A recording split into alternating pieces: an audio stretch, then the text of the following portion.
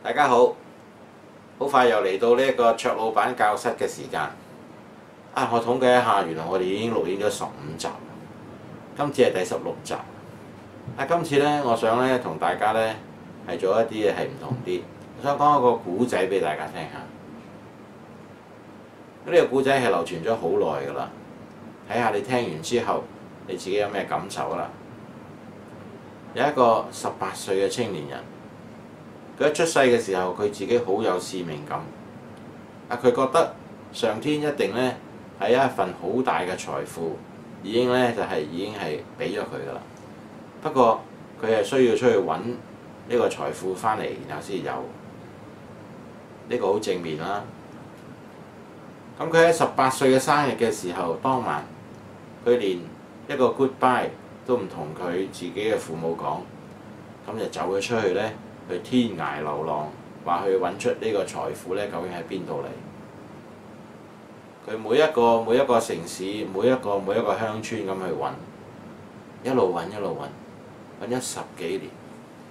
一個18歲嘅年青伙子，而家已經變成40幾歲人，變一個中年人。佢每到一個地方，佢都去揾；每到一個地方，佢都做唔同嘅工作，希望喺個工作裏邊，係能夠咧係可以飛黃騰達，但係佢都未人發達喎。佢好沮喪。有一日，佢又去到另一個城市，佢聽到嗰度有一個好叻嘅人，佢哋叫智者。你去揾佢就得㗎啦。呢個智者係知道以前同埋將來嘅嘢㗎。咁佢即刻去揾佢。咁呢個智者一聽完佢之後，佢話呢個好簡單啫。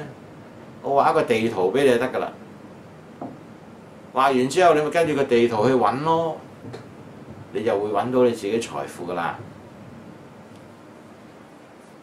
咁嗰個而家嘅中年人就係話：哎呀，好啊，你快啲畫俾我啦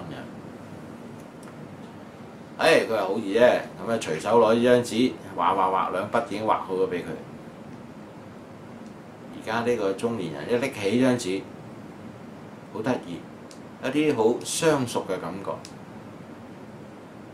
突然間佢淚流滿面，原來佢發覺喺呢個地圖上邊所顯示嘅地方，根本就係佢屋企嚟。佢即刻返屋企 pack up 晒好啲嘢，即刻向住佢自己嘅老家嘅方向即刻返去。佢返到去嘅時候，屋企人完全喺度歡迎佢。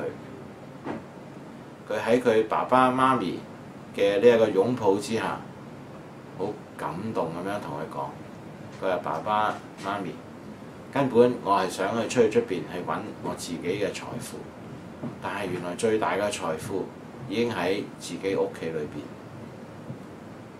各位朋友，你認為呢個青年人咁出去揾自己嘅財富，而係呢一個冇發覺，原來自己最大嘅財富就係自己屋企裏邊，你啱唔啱呢？有陣時我哋會面對一啲問題，我哋即刻去諗下，有咩人可以幫我哋，又係點樣去做呢？但係原來你解決呢啲問題嘅辦法，係已經全部喺晒你自己嘅資源裏邊。我哋可以咁講咯，逢親你遇到問題嘅時候，你諗下你自己可唔可以解決佢先？因為好多時解決嘅辦法就喺你身邊。